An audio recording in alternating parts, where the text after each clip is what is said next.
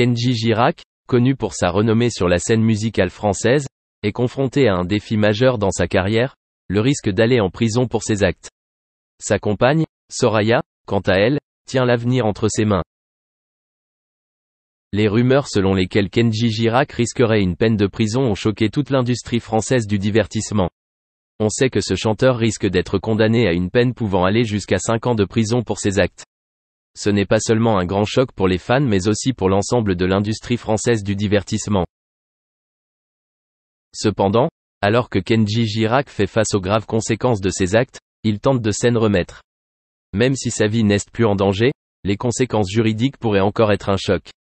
En effet, les personnes travaillant dans l'industrie du divertissement sont souvent confrontées à de nombreux risques et pressions de la part des projecteurs. Actu.fr souligne que Kenji Girac court de gros risques devant les tribunaux. Maître Nathalie Tomassini, avocate spécialisée dans les violences conjugales, a partagé « Je le sais par expérience. Faire semblant de se suicider est un acte grave et peut engager une responsabilité juridique. » Alors que Kenji Girac et son équipe d'avocats tentent de trouver une solution à cette affaire judiciaire, sa compagne Soraya devient le centre de toutes les attentions. Avec Kenji Girac dans une telle situation, Soraya devra peut-être intensifier ses efforts et assumer une plus grande partie de sa carrière. Cet événement pourrait être l'occasion pour Soraya de briller et de bâtir un avenir plus fort dans l'industrie du divertissement. Même si la vie de Kenji Girac ne sera peut-être plus jamais la même après cet incident, les efforts de lui et de son équipe pour surmonter cette difficulté pourraient constituer une étape importante dans la restauration de sa réputation et de sa carrière. Ce jour-là, Kenji Girac sentit sa vie sombrer dans une pénombre morose. Il buvait une grande quantité d'alcool, ce qui constituait non seulement un soulagement temporaire des pressions, mais aussi un oubli de tout ce qui l'entourait. Dans cet état d'ivresse, des pensées suicidaires ont commencé à surgir dans son esprit. Soraya, la compagne de Kenji, le quitte. Tous ses efforts pour conserver son amour furent vains. Kenji avait l'impression de tomber dans un enfer sans issue. Imaginer la vie sans Soraya lui devenait insupportable. Embrassant le désespoir, il a l'impression qu'il n'a aucune valeur sans elle. Sous l'emprise de l'alcool et d'une détérioration mentale, Kenji décide de simuler un acte de suicide. Dans son esprit, sa perte serait le seul moyen d'empêcher Soraya de partir. Il ne peut pas imaginer une vie sans elle, et l'idée de vivre sans son amour semble devenir insupportable. Il ne se souciait pas de vérifier si l'arme était chargée ou non. Dans un accès d'ivresse et de désespoir, il a pris une arme à feu et l'a pointée sur lui-même. Rien d'autre ne semblait plus significatif que cela dans son monde à cette époque. Mais la vérité a surpris Kenji. L'arme a explosé. Une explosion retentit dans la pièce calme, le réveillant de son état d'ébriété. La vie était encore en lui, mais la douleur et la confusion submergeaient tout. Il a survécu, mais ce qui s'est passé ensuite a tout changé pour toujours. Soraya n'est pas restée en France. Elle est partie, emmenant leur enfant avec elle, commencer une nouvelle vie en Suisse. Cet incident fut un choc pour Kenji. Son cœur s'est brisé lorsqu'il a réalisé que sa tentative de suicide avait non seulement failli lui coûter la vie, mais avait également poussé la personne qu'il aimait à s'enfuir de lui. Depuis cet incident déchirant, Kenji a dû faire face aux conséquences de ses actes. Il se sent seul et plein de regrets. L'angoisse de perdre Soraya et leur enfant ne l'a jamais quitté. Il a appris une leçon précieuse sur l'amour et la vie, et il savait qu'il n'y a rien de plus important que de vivre et d'aimer. Kenji tente de renouer avec la vie, mais les souvenirs de cet événement déchirant le hantent toujours. Il espère qu'un jour, il pourra trouver le pardon de Soraya et repartir à zéro. Mais d'ici là, le regret et la douleur restent les compagnons constants de Kenji, lui rappelant l'événement douloureux qu'il a provoqué.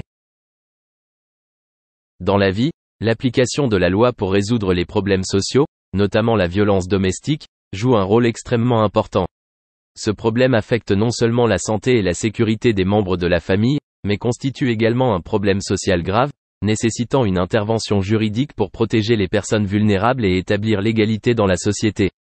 L'action en justice peut assurer la protection des victimes et la justice pour les délinquants, mais elle doit également être menée avec soin et de manière appropriée pour garantir l'équité et l'efficacité. Dans le cas de Soraya, qui a eu 6 ans pour porter plainte contre Kenji Girac, l'application des dispositions légales jouera un rôle déterminant. Non seulement cela affecte sa vie et celle de sa famille, mais cela peut également avoir un impact majeur sur la manière dont la société évalue et traite la violence domestique. Cependant, cette décision ne consiste pas simplement à présenter une demande et à attendre une décision. Cela nécessite une compréhension approfondie du processus juridique et de la patience pendant le processus. Dans les cas de violence domestique, l'application des dispositions légales ne consiste pas simplement à punir l'agresseur mais également à protéger et soutenir la victime. Le processus juridique peut inclure la recommandation d'ordonnances des interdictions, telles que des ordonnances des interdictions, des ordonnances de protection ou d'autres mesures d'urgence pour assurer la sécurité de la victime. Il peut également apporter un soutien psychologique et financier aux personnes concernées. Dans le même temps, les poursuites judiciaires créent également un message fort selon lequel la société n'accepte pas la violence domestique et que les agresseurs seront responsables de leurs actes. Cependant, l'application des dispositions légales dans les cas de violence domestique se heurte également à de nombreux défis. L'un des plus grands défis consiste à rassembler des preuves et à prouver les actes de violence. Dans de nombreux cas, les victimes peuvent avoir des difficultés à divulguer les événements et à rassembler des preuves par crainte de représailles ou de contrôle mental de la part du délinquant. En outre, le système juridique est également confronté au problème du manque de ressources et d'expertise, en particulier dans les contextes défavorisés. Pour garantir l'équité et l'efficacité du traitement des cas de violence domestique, le soutien de nombreuses parties est nécessaire, notamment les forces de l'ordre, les organisations sociales et les communautés. La création de politiques et de programmes de soutien aux victimes constitue également un élément important pour résoudre ce problème. En outre, il est nécessaire de sensibiliser et d'éduquer la communauté sur la violence domestique afin de prévenir en premier lieu les situations de violence. En bref, les décisions judiciaires dans les affaires de violence domestique dépendent non seulement du dépôt d'une plainte, mais nécessitent également une compréhension du processus juridique et le soutien de plusieurs parties. Elles jouent un rôle déterminant dans la protection et le soutien des victimes, tout en créant un message fort sur la non-acceptation sociale des violences. La première place des hit-parades britanniques. Depuis le début jusqu'en 2003, le groupe a connu un parcours plutôt réussi. Il n'a jamais connu de single peu performant ou d'album flop. Ce qui est arrivé ensuite a donc naturellement choqué tout le monde. Conflit au sein du groupe. En 2003, Brian McFadden a annoncé sa décision de quitter le groupe pour se concentrer davantage sur sa vie privée. Maintenant, cela pourrait vous rappeler un incident similaire qui s'est produit en 2015, et nous savons tous comment cela a tourné. Peu importe le succès de votre groupe, quelqu'un sera toujours prêt à partir et décidera de faire cavalier seul. Brian McFadden a donné sa dernière représentation publique en tant que membre de Westlife au Powerhouse de Newcastle le 27 février 2004. La raison principale qu'il a donnée à l'époque pour quitter le groupe était qu'il voulait passer du temps avec sa famille, c'est-à-dire sa femme et ses 2 petites filles. Après un certain temps, comme tous les Boy from the band Gone Rogue, il a commencé à travailler sur son premier album solo. Il était un membre connu, et les gens étaient curieux de voir son potentiel en tant qu'artiste solo. Cette curiosité a permis à son premier single, Real to Me, d'atteindre la première place du hit-parade britannique. Alors que tout le monde se doutait que le groupe entier allait maintenant se démanteler après la décision de Brian, cela ne s'est pas produit. Le groupe a décidé de continuer sans lui. En 2019, Mark a parlé à BBC Radio Live de toute l'ambiance à cette époque-là. Quand Brian a quitté le groupe, c'était un point préjudiciable, un très grand tournant dans notre carrière. Nous avons pensé que c'était peut-être la fin du groupe, le début de la fin. Mais nous avons choisi de nous battre et de rester ensemble. Ils ont continué à sortir des disques, étant désormais un groupe de 4 membres. Ils ont même atteint à nouveau la première place avec leur 8e album studio Back Home. Chaque album a atteint un niveau de succès différent, mais ils ont gardé le nom de leur groupe en vie jusqu'en 2011. La grande séparation en 2011. En 2011, le groupe a publié une déclaration dans laquelle il annonçait qu'il se séparait, mais pas avant d'avoir donné à ses femmes un dernier adieu, à savoir une tournée d'adieu.